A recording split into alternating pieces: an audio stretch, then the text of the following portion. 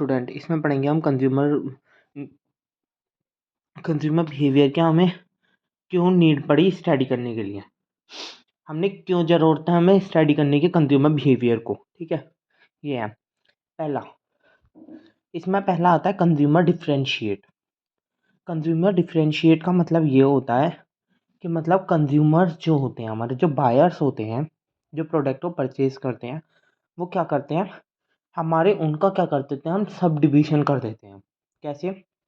कुछ होता है हाई कॉस्ट वाले जो कि हाईली परचेज कर लेते हैं, बहुत से मिडल में आते हैं, बहुत से बिल्कुल लोअर केस में आते हैं। तो क्या होता है, जो कंज्यूमर डिफरेंशिएट होता है वो क्या होता है कि कंज्यूमर्स की डिफरेंशिएट की जाती है कि वो कितना ही उसकी परचेजिंग पावर है, कितना वो डेवलप्ड हो पा रहा है, कितना इको डेवलप्ड है और कितना अंडर डेवलप्ड हो रहा है।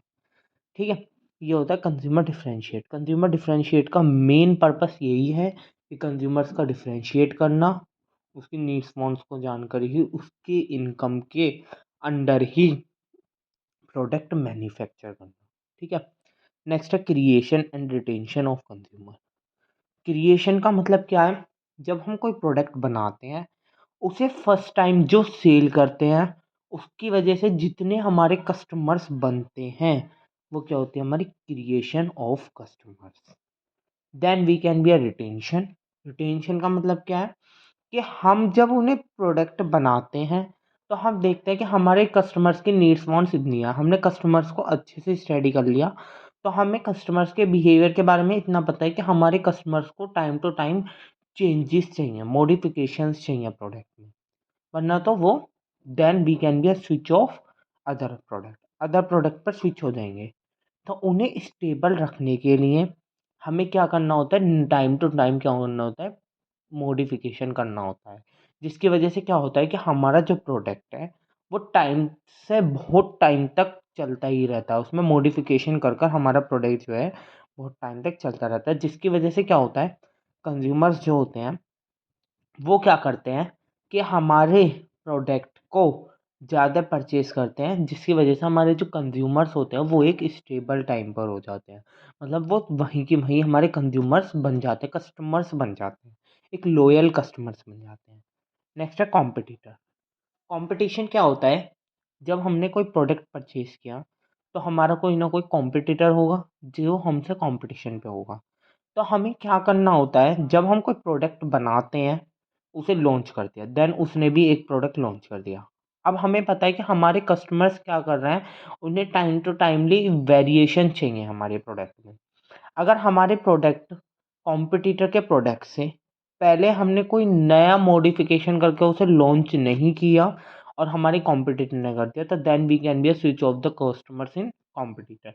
कॉम्पिटिटर की तरफ हमारे कस्टमर्स जो होंगे वो स्विच हो जाएंगे, जिसकी वजह से क्या होगा, हमारी जो कस्टमर्स की लॉयल्टी थी वो घट जाएगी, जिसकी वजह से हमारा रिवेन्यू भी कम हो जाएगा। तो हमें क्या करना होगा कि अपने कॉम्पिटिटर से पहले अपने प्रोडक्ट में मॉडिफिकेशन अपग्रेडेशन करके अपने प्रोडक्ट को चेंज आउट करने होंगे as per the consumers behaviour. ठीक है, नेक्स्ट है डेवलपिंग न्यू प्रोडक्ट। हम क्या करते हैं, हमारी हर अलग अलग टीम के एक्सपर्ट्स होते हैं जो एक टीम में बैठते हैं, एक टीम बनाते हैं, and then we can be उसके बाद क्या करते हैं, उस प्रोडक्ट लाइफ साइकिल में मॉडिफिकेशन एग्जिटिंग प्रोडक्ट को आइडेंटिफिकेशन करते हैं, मतलब कि उसमें मॉडिफिकेशंस करते हैं, then we can be develop. हम क्या करते हैं, अपने नए प्रोडक्ट को, जो हम कोई प्रोडक्ट दोबारा उसमें आइडेंटिफिकेशन करके मॉडिफिकेशन किया या न्यू प्रोडक्ट बनाया, उसको क्या करने की कोशिश करते हैं, डेवलप्ड करने की कोशिश करते हैं। नेक्स्ट है dynamic change of market. Market dynamic मतलब चेंजेस, हमारे कुछ ना कुछ नेचर्स में चेंजेस हो जाते हैं, मतलब कि कैसे, जैसे हमारे कस्टमर्स हैं, हो सकते हैं कि बहुत से कस्टमर्स ऐसे होते हैं उन्हें मतलब जैसे आज उन्होंने ये वाला प्रोडक्ट बनाया, देन वी कैन बी अगले 15-20 डेज में उन्हें न्यू प्रोडक्ट चाहिएगा। तो इसमें क्या होगा कि मतलब देन आज हमने ये वाला प्रोडक्ट बनाया तो हमारे अगले डेढ़ एक महीने में उन्हें नया प्रोडक्ट चाहिए होगा।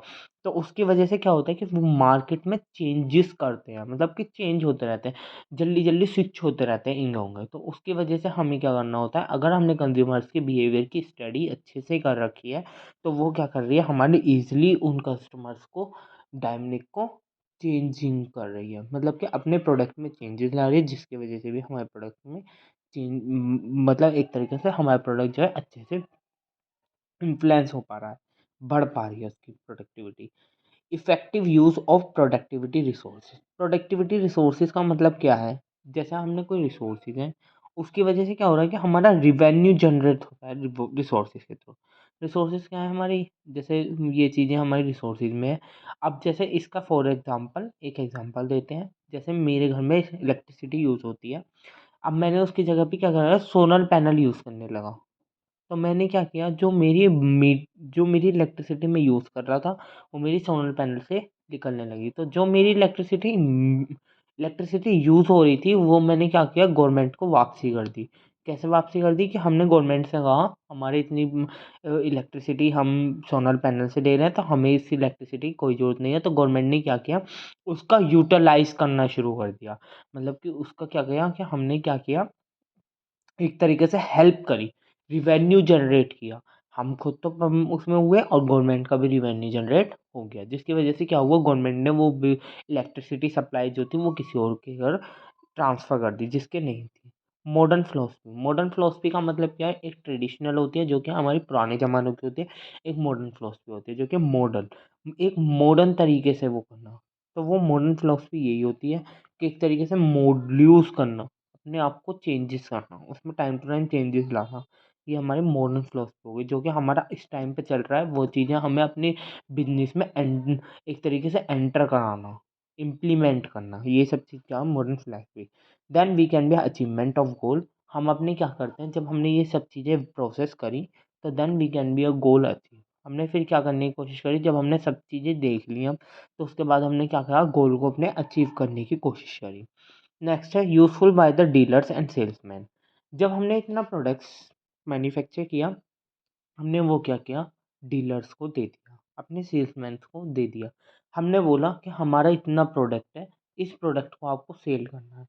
अब वो किस तरीके से उसे यूज़ करते हैं, क्या टेक्निक उसमें यूज़ करते हैं, जिसकी वजह से वो क्या कर सकें, ये सेल्समैन हो, जो डीलर्स हैं या सेल्समैन हैं, वो क्या कर सकें, उसे ईज़िली सेल आउट कर सकें, जिसकी वजह से क्या हो सके, हमारा रिवेन्यू जनरेट हो सके और हम ईज़िली क्या कर सकें, अपने गोल को अचीव कर पाएँ। ठीक है? More relevant market programs. Marketing programs को क्या कहते हैं, मार्केटिंग स्ट्रैटेजीज़। अब क्या कर रहे हैं, जो कि हमारी मार्केटिंग स्ट्रैटेजीज़ हैं, वो किस चीज़ पर डिसाइड करती हैं, हमारे 4 पीस पर। प्लेस, प्रोडक्ट, टाइम एंड वो place, product, promotions and price. ठीक है? इन सब चीज़ों पे क्या करती है, डिसाइड करते हैं हम अपने प्रोडक्ट को, कि हमारा क्या प्रोडक्ट होगा, किस जगह मिलेगा, किस तरीके से उसकी प्रमोशन करेंगे, क्या उसके प्राइस होंगे, ये सब चीज़ें क्या करते हैं, डिसाइड करते हैं हमारे market program. Then we can be existing marketing product over time. हम अपने प्रोडक्ट को क्या करने की कोशिश करते हैं कि हमारा प्रोडक्ट जो है ऐसा होना चाहिए जो कि एक लंबे समय तक चले।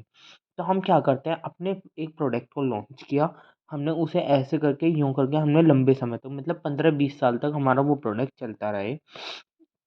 तो हमने क्या किया कि अपने प्रोडक्ट को ओवर टाइम रखने के लिए हमने उसमें क्या किया कि जैसे उसे प्रोडक्ट को लॉन्च किया, तो उसमें हमने क्या किया, टाइम टू टाइम चेंजेस करने की वजह से हम, जब एक बार हमारी लगता है कि हमारी सेल बढ़ती जा रही है, तो हम क्या करते हैं कि अब जब हमारी सेल धीरे धीरे हमें लगता है कि अब सेल घट भी रही है, एकदम बढ़ी, एकदम फिर धीरे धीरे जब वो सब जगह सप्लाई होने लगा और वो प्रोडक्ट ईजिली अवेलेबल होने लगा, तो उसकी वजह से हमारी शॉर्ट यूज़ होने लगी।